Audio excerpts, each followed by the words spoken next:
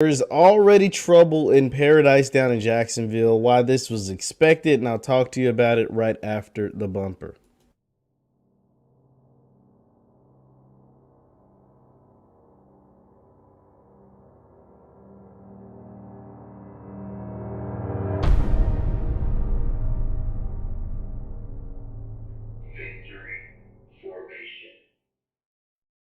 It's good people. Jeff Lightsy Jr. here with the Black Boss channel and Victory Formation. Be sure to hit the thumbs up button, like, share, subscribe, and the notification bell because we upload every single day. Now, there are reports from Jason LaConfora of CBS Sports that Urban Meyer and the Jacksonville Jaguars are a mess.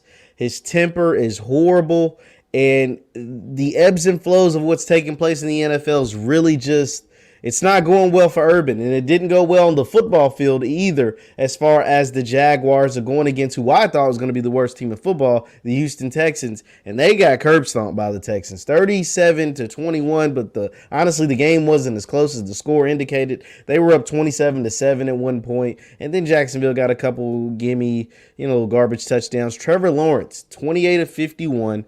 He had 300 yards passing his first NFL game and 3 touchdowns, but he also had 3 interceptions. They couldn't get the running game going at all as far as the running backs had, 9. Carlos Hyde had 9 attempts for 44 yards. James Robinson, 5 attempts for 25 yards. It just wasn't good. It wasn't good. Tyrod Taylor simply lit him up. 21 completions, 291 yards through the air, 2 touchdowns. Mark Ingram had a nice day, solid day on the ground, 85 yards and a touchdown. And Tyrod Taylor added with another 40 yards rushing for himself, while Phillip Lindsay added a rushing touchdown. Brandon Crooks went crazy, 5 catches, 133 through the air. Danny Amendola had a touchdown for the Texans. But here's the thing about Urban. So let's read some of this report. I'm going to be reading to you from, like I said, Jason LaConfora of CBS Sports.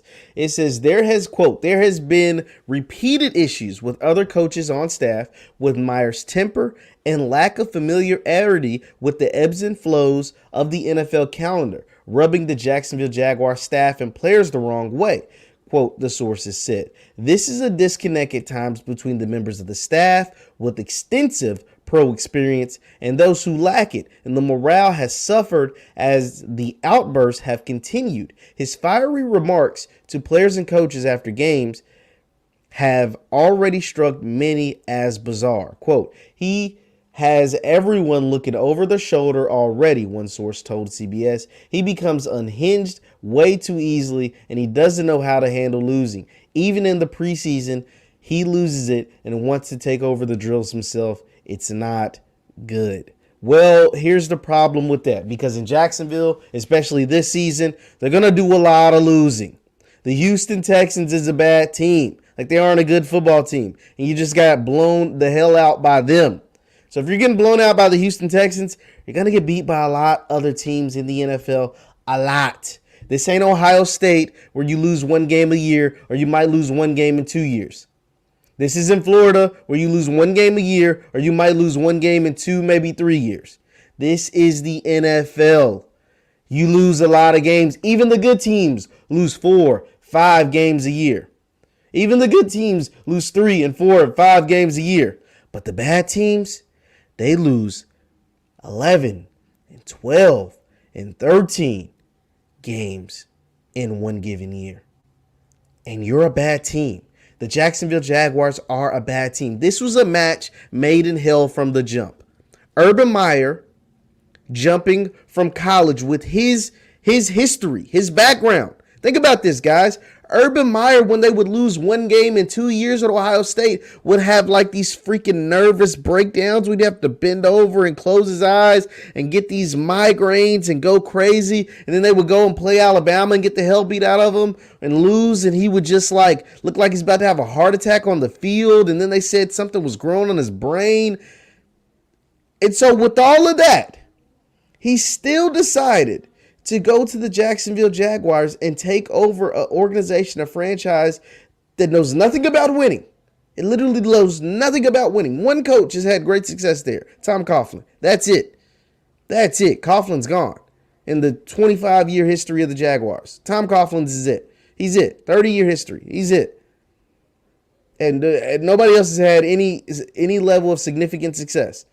And he decides to go there. And yeah, you're going to get Trevor Lawrence. Yeah, you can call him a generational quarterback. It's yet to be seen, but okay, whatever. Highly rated prospect, one of the highest rated college prospects in the history of the draft, right? But that's just one player. This team needs an overhaul in the roster completely. And you have no pro experience. So a lot of your coaches have no pro experience. And think about this, the history of great, not just the good ones, but the great college coaches that jump from college with zero pro experience, or some of them even with pro experience, from college being a great college coach and having success in the NFL is slim to none.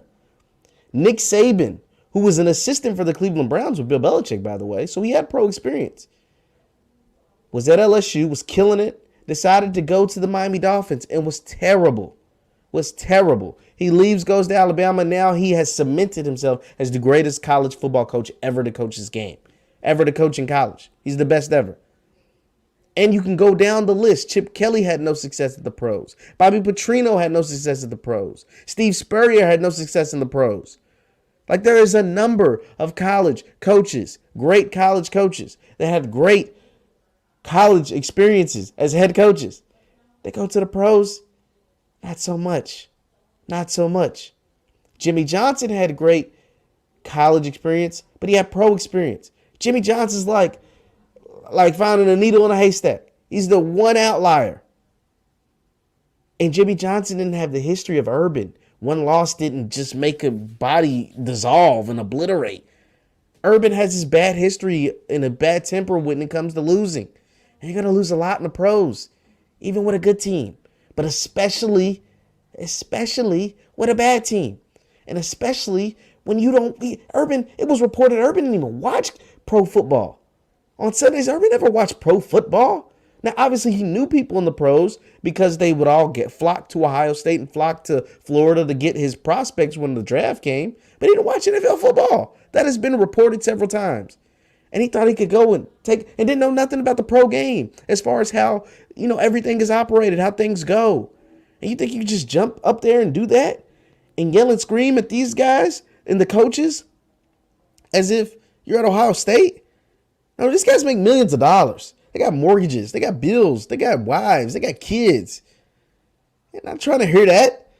So it's going to be interesting to watch how this works. What I think happens, this is my prediction.